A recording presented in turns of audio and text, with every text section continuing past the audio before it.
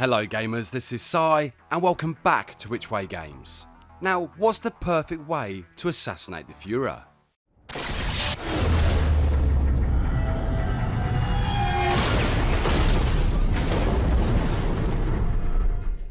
And with that being said, let's get on with the video.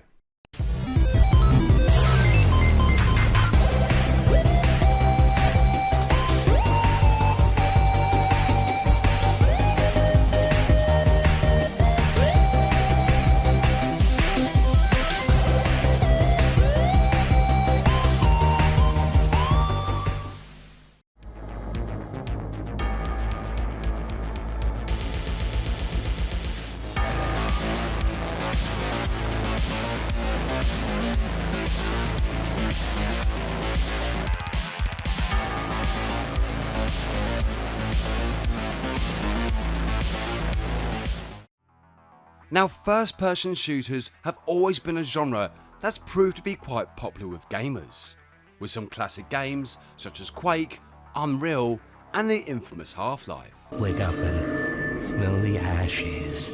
This staple of gaming created a sense of immersion, allowing gamers to go on an adventure through the eyes of the hero. Now, there is one hero who stars in a legendary gaming series, with the first game popularising the FPS genre and changing the face of gaming forever. This of course was Doom Guy, who stars in the epic Doom series and has gone down in history as one of the greatest heroes of all time, obviously thanks to his over-the-top violence against enemies.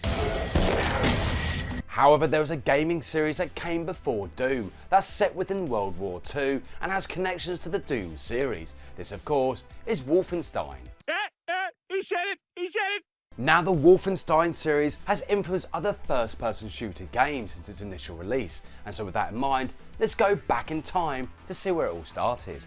The concept of the Wolfenstein series began all the way back in 1978, several years before the World War II game full of Nazis would grace the world of gaming. Most games at the time were viewed from a side or top-down perspective, but when New Software released Escape and Maze game, this essentially set the foundations for the FPS genre. Silas Warner, the developer behind these games, loved the arcade game Berserk, as well as the film The Guns of Navarone. And from these, he would be inspired to create his own game, but have it set during World War II. And so in 1981, Castle Wolfenstein was born, kickstarting the Wolfenstein series. Very much like Berserk, the style of gameplay was similar. However, Castle Wolfenstein allowed gamers to go in all guns blazing or use tactical methods such as disguises. Not much of a disguise, but a certain symbol that would fool the enemy. Now, despite the intriguing gameplay for the time, Castle Wolfenstein received a mixed reception from gamers and critics. However, it did provide a unique gaming experience. And thanks to this success, in 1984 a sequel was released called Beyond Castle Wolfenstein. Taking aspects of the first game, Beyond Castle Wolfenstein had improved visuals and tweaks to the gameplay, as well as a whole new story. Beyond Castle Wolfenstein, like its predecessor, found itself being popular with gamers. From that point, the Wolfenstein series would go quiet, but was never too far from the minds of gamers as well as game developers. Newly established game developer Ideas from the Deep were fans of the 1981 Castle Wolfenstein and wanted to create a 3D remake of the classic game. And so in 1992, the influential Wolfenstein 3D was born, and developer Ideas from the Deep would forever be known as id Software. In Wolfenstein 3D, gamers play as the American soldier BJ Blazkowicz, who's on a mission to destroy the Nazi regime. And the perfect way to do this was from the inside, so Blazkowicz allows himself to be captured. From there, gamers are treated to a fantastic game full of exploration and plenty of weaponry to use on the Nazi enemy. Being played from a first-person perspective, Wolfenstein 3D was set in an alternative timeline where Germany had become a superpower of science with their advanced technology. With 3 episodes each with a multitude of stages to play through, gamers from all over found themselves playing the highly addictive Wolfenstein 3D. At the time, there weren't many games that played like Wolfenstein 3D, but it did lead the way forward for the fantastic Doom, and from that point, other first-person shooter games would essentially be called Doom clones, but that's for another time. Nice. Such was the popularity of Wolfenstein 3D that it found itself being released on many gaming systems at the time and cementing its place in history as one of the greats. Obviously, id Software went on to create the Doom series, which is legendary with old school gamers, but sadly the Wolfenstein series would lay dormant for a number of years, until 2001 where the series came back with Return to Castle Wolfenstein. Gamers once again assume the role of Blazkowicz. However, this time around, he is sent to Nazi Germany to investigate rumours that the Nazis have been experimenting with the supernatural. Although he is captured and imprisoned within Castle Wolfenstein, Blazkowicz manages to escape and accidentally on purpose manages to shoot a few Nazis along the way. Return to Castle Wolfenstein looked amazing, bringing the world of 1943 Germany to life. And with a variety of weapons ranging from those of the era, as well as a few experimental ones, gamers were certainly in for a treat. What would have been entertaining to see was the gravity gun from the Half-Life series. Just imagine using that gun to slice down Nazis in two using the buzzsaw blade.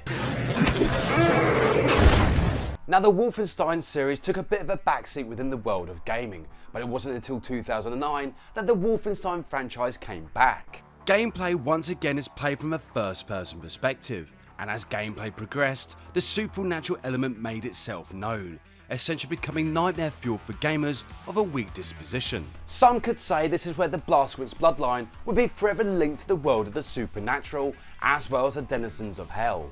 Now, despite its efforts, Wolfenstein 2009 found itself being swallowed up by other first-person shooters, such as the legendary BioShock, which combined an immersive story with some fantastic gameplay. And although the majority of gamers enjoyed Wolfenstein 2009, they were left wanting more, but thankfully this would change in 2014. This is where the series came back with Wolfenstein: The New Order, which focused more on over-the-top action. Blazkowicz returns once again in a fantastic action-packed game. The gameplay was over the top, enemies came in a variety of sizes, and when combined with a cinematic story, it was a perfect recipe for a truly great game. Gamers were given the choice of how they wanted to play. They could either go in all guns blazing, wielding dual weapons, or they could adopt a more stealth-like way of gameplay, getting up close and personal with the enemy.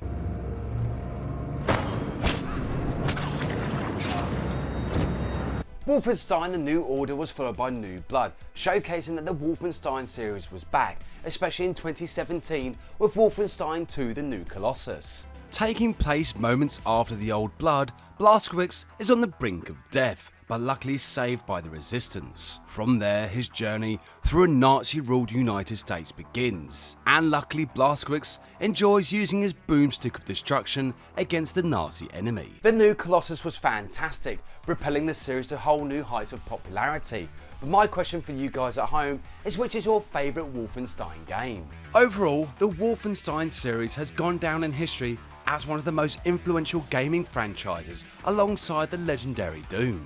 And with its place cemented in the history books, the world of gaming has truly been blessed with what some gamers class as a grandfather of the FPS genre. Hopefully, over the course of time, more games within the Wolfenstein series would be made, perhaps with BJ Blazkowicz coming face to face with his descendant Doom guy. Together, the pair could either bring the denizens of hell to his knees or find themselves on hunt for Hitler, who has managed to harness the technology behind interdimensional time travel and is causing all sorts of trouble for the multiverse. Whichever game in the Wolfenstein series that gamers choose to play, they'll find a great gaming experience filled with some memorable moments, as well as a look into an alternative world where the Nazis won the war. Anyway, come back next time where the King of the Fist tournament brings fighters together from all over the world. But what secrets does the Devil Gene hold? Thank you so much for watching, and see you next game.